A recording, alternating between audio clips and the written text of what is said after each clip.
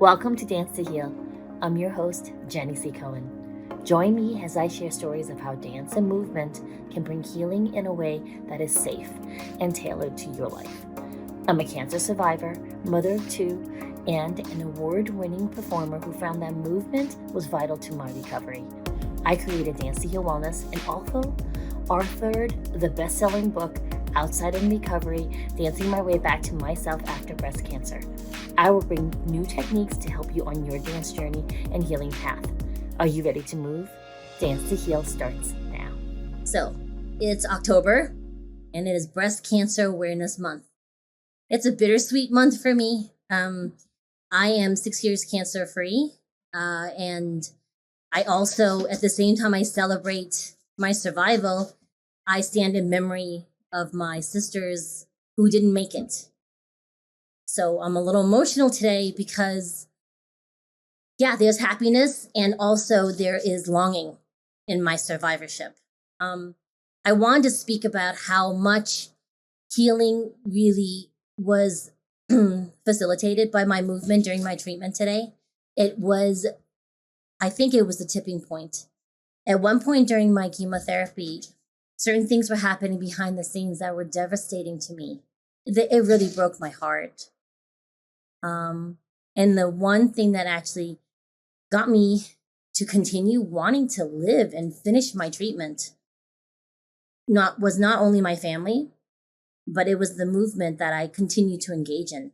I was still doing events where I couldn't necessarily participate in everything, but just to be in that space and in sitting there and witnessing the movement and the life around me, it really made the difference. And being in those spaces really helped me see the possible future with me still in it.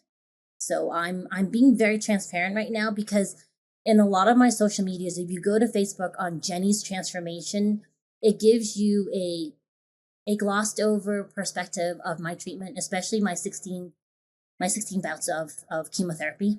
And you'll see over time, I become less exuberant in my posts because behind the scenes, it was incredibly hard. It's not just the physical breakdown of the chemotherapy, because, let's remember, when you get chemotherapy, it doesn't just target the cancer cells, right?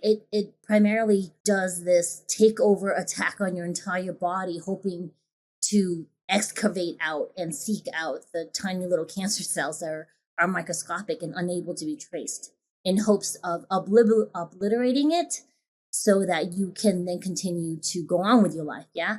Unfortunately, what happens is it does attack your brain and organs and other fast-growing systems. So, I lost hair, I got very pale, I lost my taste of smell, and it got very difficult to eat.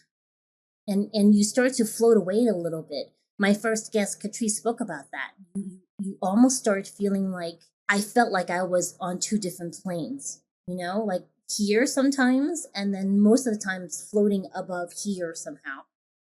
So I wanted to just be a little bit honest with you about how hard it is for those of us who go through this treatment, any type of cancer, honestly. It's surreal to have to sit there without running and screaming, fight or flight response, right? And let someone inject this poison into your body.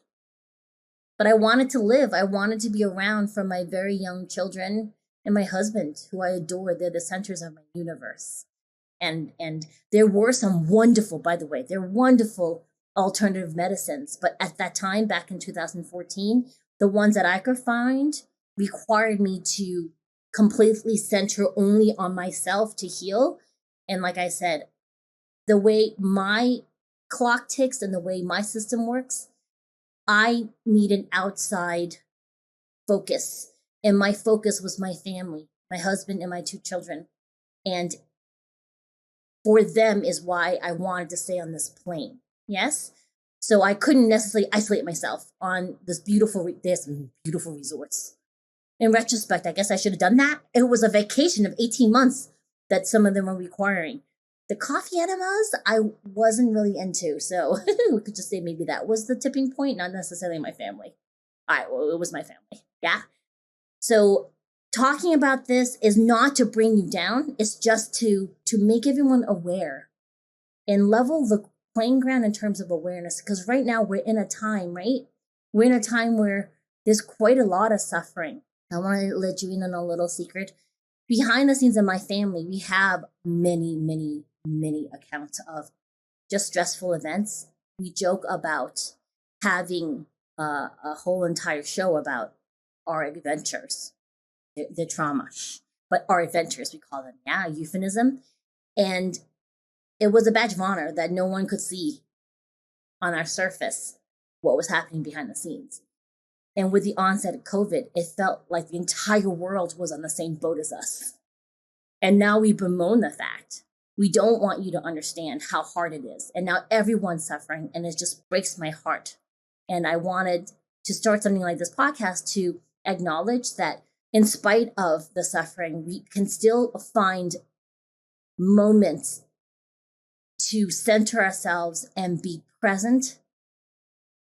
And I invite you to tune in right now to the 5 senses by inhaling through the nose, focusing the last thing that you tasted on your tongue. Again, my Earl Grey tea, hearing my voice, feeling where your feet and if you're seated, sitting on your clothing on your body.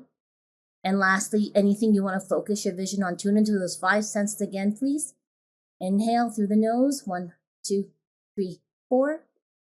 Exhale through the nose, 4, 3, 2, 1. Inhale, 1, 2, 4. Exhale, 4, 3, 2, 1. Keep focusing on those 5 senses and remind yourself that you are safe. You're here with me. I am safe. I survived. You will be okay. Inhale, 1, 2, 3, 4. Exhale, 4, 3, 2, 1. Inhale, 1, 2, 3, 4. Exhale, 4, 3, 2, 1. Jacob, play the video. Please get comfortable, either standing or sitting. We're going to do a series of quick inhalations and exhalations through your nostrils. The action will be primarily coming from your abdomen. You're going to inhale in 3, 2, 1, and exhale, exhale, exhale, exhale, exhale, exhale, exhale, exhale, exhale. 10, 9, 8, 7, 6, 5, 4, 3, 2, 1. Breathe normally. Roll out your shoulders. Let's go again. Inhale, 3, 2, 1, and exhale, exhale, exhale, exhale, exhale, exhale, exhale, exhale. 10, 9, 8, 7, 6, 5, 4, 3, 2, 1, and breathe normally. In seated or in standing position, engage your core, elongate the back of your neck. In standing, you're going to soften your knees. Hands will come up to sternum level, elbows a little bit higher, shoulders a little bit higher than your elbows. Keep breathing in the nose and out the mouth. Hold this stance. A couple more breaths in the nose and out the mouth. In the nose and out the mouth. Eyes gaze is slightly in front of you, unfocused. Now you're going to keep holding that body position the same way. Hands will turn towards each other and you're going to hold a ball of energy. And it's going to expand as you inhale, and as you exhale, it's going to come back into itself. Inhale, expand the ball of energy. You're going to feel a warmth between your palms. And exhale, the ball's going to come in. Inhale. And exhale. Inhale. And exhale. Now your palms are going to turn downward and bring them down towards your thighs. Soften your knees even more. Inhale, raise your hands up. Extend your knees a little bit. Exhale, hands flow back down. Soften your knees, flow down. Inhale and exhale. Soften the knees. Inhale, extend, straighten up, and exhale. Keep feeling the back of your neck elongating. Inhale and exhale. Swing your arms down and back up, feet together. Hands come back to your abdomen and center. Soften your knees. Bring your right hand and start swinging in front of you, bending the elbows and be like a windshield wiper out. And as it swings down, your left hand's going to swing up in a circular motion. Circular motion. Breathe in the nose and out the mouth. Now with the same foot and same arm, you're going to step out, and then other foot will step in as the other arm swings out. Breathe in and breathe out. Step out, swing arm. You can angle your body if you like, and then step in together, swing the other side. One more time, out and in. Swing your arms out and come back into center.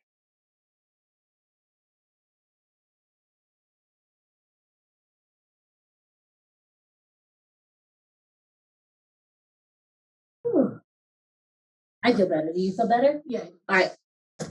So listen, when we talk about those times for us, it's a little bit, it's really triggering. It's triggering for Ari. It's triggering for me. How old were you back then? Me?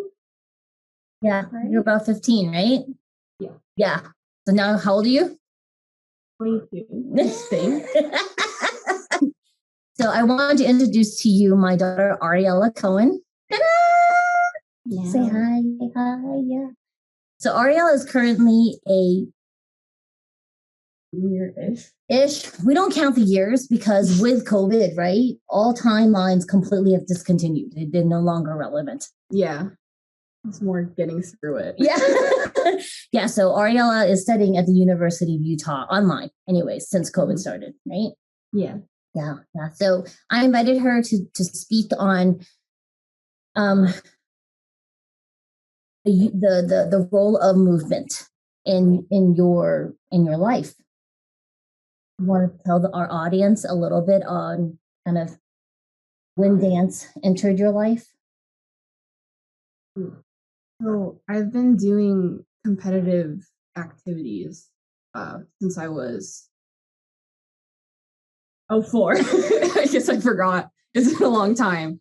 I started with competitive baton twirling, the metal stick with the needle balls on the end. Mm-hmm. Really hurts if it hits you, but that was really fun. It was yeah. And then after that, I did rhythmic gymnastics, which is like regular gymnastics, but without the flipping. And imagine the Circus Soleil contortion, but with like all these apparatus too. You get like a hoop and a ball and everything. And psycho coaches who are crazy and sit on you when you're in a split between chairs, and like stuff like that. Super fun. So, and then I did competitive dance after that. And I retired from those activities at about 14, I think. Yeah, 14. So you dabbled in fencing for a little while? Yeah. So most of the stuff I did was very competitive, and I ended up in some abusive situations, like verbally abusive situations with the coaches. So for a long time after I retired, it was hard for me to even want to move at all, especially dancing, because I was pretty traumatized after that experience. So the one thing that I've been able to consistently do is the Tai Chi, which we just did. And it's because, well, it took a long time to even be able to do that, honestly. Like when you get traumatized from moving, it is difficult to get back into it. But it's been kind of relearning to do movement as a healing experience, like you talk about a lot. Mm-hmm. And we were able to find a school that teaches Tai Chi, and that's something that there's no doing it right, or you got to be better than people or stronger. It's really just, it's an inner cultivation and healing and stuff, and it puts you right in the present. And you'd be surprised when you do this stuff internally, heats you up because it's an internal martial art. You get like sweaty just from doing the breathing stuff that we just did. Yeah. So I welcome you in to come back to this recording and to do it both in seated and also in standing, because sometimes the coordination of the arms and the cloud hands with the feet and the angles can exasperate some of us who are newer to movement.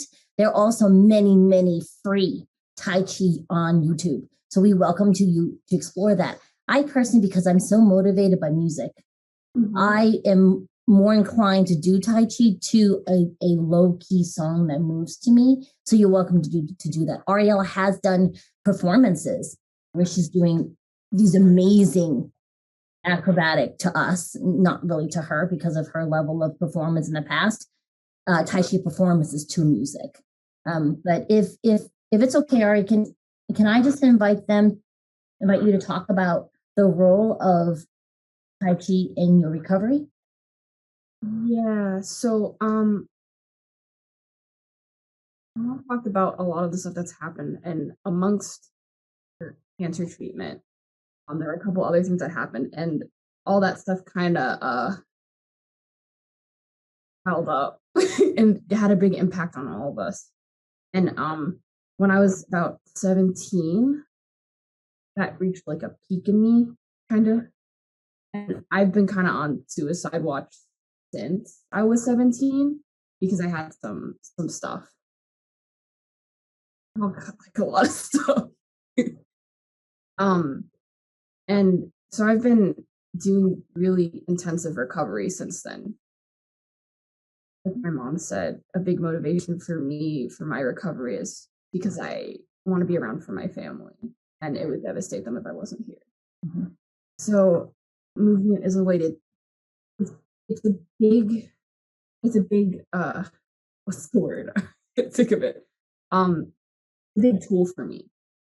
Yeah, one of the things that I had to learn in therapy was to be present and not be stuck in the past because of all the stuff that happened to me in the past. And when I do Tai Chi, I come right into the present. It's like really effective.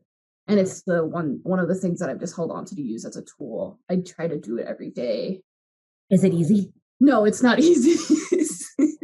Is it like, do you feel like this automatic? No. You wake up in the morning like, I'm going to do Tai Chi? No.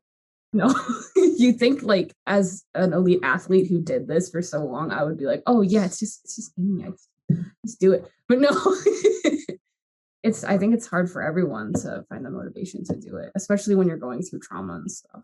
It's tough. Trauma recovery is no joke, right? Yeah, it's hard work. Like you said to me when I was first starting out, it's hard work, and it has been, but it is some of the most rewarding work because it helps everything. Yeah. It keeps you present. It keeps you wanting to stay here in this lifetime. Yeah, it does, which is, essential if you want to do anything else. Yeah. So, could you also tell our wonderful audience that's tuning in, what other things do you like to do besides fight with me about doing Tai Chi in the morning? In terms of movement? Oh, outside of that, what else do you do? I do art, anything creative. I've done cosplay stuff, which is fun because you're just building stuff. I like to make stuff out of garbage because at least you're recycling. I do digital art, which is really fun. Just like creative storytelling kind of stuff is extremely fun as well. I play with the cats. We foster kittens all the time, and the kittens they're really a big help if you want to stay present, because if you're not present with those little things, like you gotta keep them alive, Mm-hmm. And I do, besides the Tai Chi, I do boxing and Muay Thai. Those are really fun too, because you also have to be present in those so you don't get dead. Not like you could get dead, but like the idea is not in training. No, not in training. Scare audience. Training. No. It's not like that. I'm sorry. No, it's the place I went to is surprisingly a lot healthier than the dance stuff that I did. Yes. Tell us about that. It's actually most of the people who go into like fighting exercise, I think, are people who have had trauma, and the place I went to, it's a very welcoming space. People like get it. They're just there to work out and feel good, you know? Yeah. And feel strong, because when you feel strong, you feel safe. And that's really important. Keeps you present too. Yeah, it does. Yeah. What's that place called again? She used to go before COVID. Yeah, I'd like to go back soon, but what is it called again? Ultimate Combat Training Center in Utah. Yeah. Shout out to Ultimate Combat. They were amazing. Yeah. Amazing, sweet bunch of people. At least the ones you trained with. Yeah, the teachers are awesome. Yeah. That I trained with. Yeah. And you and Ariella shared with me she loved the positive feedback, because a lot of the people who went to train weren't the Western, the Western bodies. Not that there's anything wrong, right, with being fit and thin. However, for those of us more regular people, normal size people, it was really amazing, because you got to see strong women. It's good body like you. Positivity. Yeah, I got to see people who look like me and who I could look up to. Yeah. Because in my sports training, it was very much, oh, you got to be this weight, and it was extremely unhealthy. So it's really good healing stuff in that regard. I think that the biggest thing is the movement I'm going towards. I have to look at it in terms of my health and feeling. It's not attaining great physical prowess can be really fun. But the main focus for me now has to be, what do I enjoy and what is good for my body, and like what makes me feel good, because otherwise I'm not going to want to do it. Right. Mm-hmm. Yeah. So I wanted to also take this time out to share with you all that, it is incredibly hard for our youth now during these times. You're supposed to be out exploring the world. And many of our college students and younger kids are stuck at home if you're trying to be safe with the COVID precautions. Yeah. And it feels like part of your lives is stolen away. Right. Yeah. Right. And I miss being on campus and stuff. I'm not a social person, so it's not like I miss the people, but I do miss like being outside. I miss the nature. Well, you miss your independence. Yeah. I was taking the bus to go to school. I miss being able to do that and stuff. And let's understand something. Ari came from a homeschooled life, right? Yeah. Where she never really liked people to begin with. She didn't understand kids her age the first year of college, right? Because she was like, why are they taking selfies during lecture? Like, what? Yeah, we're in class. You're taking a selfie to post on Instagram. Why? Right. And then Aria's like, Mom, my classmate, she swore when she was talking to the teacher. She used it, was an F-bomb or something? Yeah, well, they do everything. Yeah. Not disparaging teacher-student relationships where that is allowed. Yes. We just, she was raised old school homeschool with me. The Asian way. The Asian way. No. Be polite. Let's clarify though, right? I didn't tiger mom you. No, that's true. Only with safety. Yep. Yeah. They tiger mom themselves now in college. I don't have to do nothing. Me and my bro, we're just like, I didn't get an A+. I got an A-. And I'm like, did you learn anything in the class? And they're like, yeah. Then like, it's fine then. And we're like, but yeah, that's my reality, what I deal with behind the stage, behind the scenes. Yeah, I do a lot. But I wanted to just talk and acknowledge, right, that during Breast Cancer Awareness Month, it's not just a person going through the treatment. Behind them are their family and friends, especially their close family that they have. Yeah. Who also need the acknowledgement of how much support it takes to help the person going through the treatment, or the bereavement if the treatment is not successful or they choose not to continue with it. right? I would just ask you during October to see the joy and celebrate it with us, but also to continue to be our support system. Allow us to dump out to you. And if you need to, vent about it, go to other people outside of the person you're trying to support, if that makes sense. We're going to close out with some 4-4 breathing. Breathe in the nose, 1, 2, 3, 4. Exhale out the nose, 4, 3, 2, 1. Feel all your 5 senses right now in the nose, 1, 2, 3, 4. And exhale, 4, 3, 2, 1. Feel all your 5 senses right now. Stay safe, stay present, and I'll see you next time. Thank you so much. Thanks for listening to Dance to Heal with Jenny C. Cohen. Come back next time to hear stories of recovery through movement and learn more ways that you can move your body. To work with me and continue your journey, visit OutsideInRecovery.com. Are you ready to move?